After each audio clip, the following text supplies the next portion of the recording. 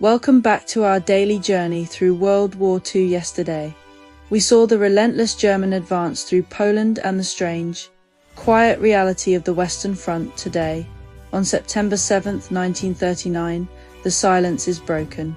In a long-anticipated move, the French finally take a step to help their Polish allies, and a symbol of Polish resistance falls.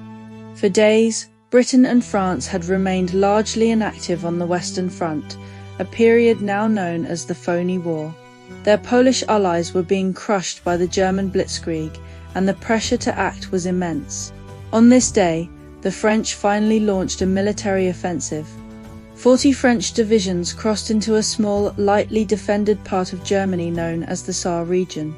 Their objective was to take some pressure off Poland by forcing the Germans to move troops away from the Eastern Front. The advance was swift, but almost entirely uncontested. The German forces there had been ordered to retreat rather than fight a major battle. So, what was meant to be a powerful thrust into enemy territory turned into little more than a quiet occupation. The French advanced about 5 miles into German territory, taking a few small villages and towns. But they showed no real desire to push harder and did not engage the main German defensive line, the Siegfried Line, just a few miles away. The French leadership was still deeply hesitant to provoke a full-scale war, a decision that would prove disastrous for Poland and that later came to define the character of the early war on the Western Front as the French were making their tentative advance. A truly heroic and heartbreaking moment was taking place in Poland. For 7 days, a small Polish garrison of just 182 men had been holding out against an overwhelming German force at Westerplatte, a military transit depot on the Baltic Sea. The German military had expected to take the post in a matter of hours, but the Polish defenders fought back with incredible determination, fending off continuous attacks from German destroyers, dive bombers, and ground troops. By September 7th, the defenders were exhausted and running low on food, water, and medical supplies. Under a white flag, Major Henryk Saharski, the Polish commander, surrendered the garrison. He and his men had held out for 7 days, a feat that would become a powerful symbol of Polish defiance and courage against impossible odds. The German commander, in a rare act of respect, allowed Major Saharski to keep his ceremonial saber as a sign of his valiant defense. The Battle of Westerplatte was over, but its legacy as a symbol of defiance had just begun. In the skies, Britain's Royal Air Force launched a mission of its own on this day, but it was far from a bombing raid.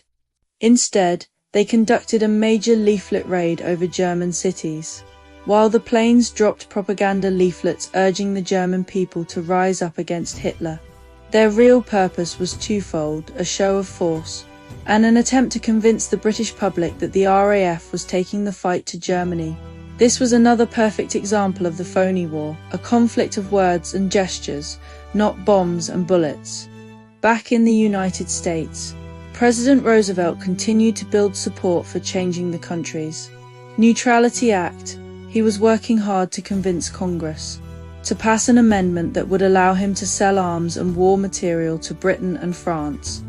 His goal was clear: he wanted to help the Allies, but he needed to do it without directly involving the US in the fighting.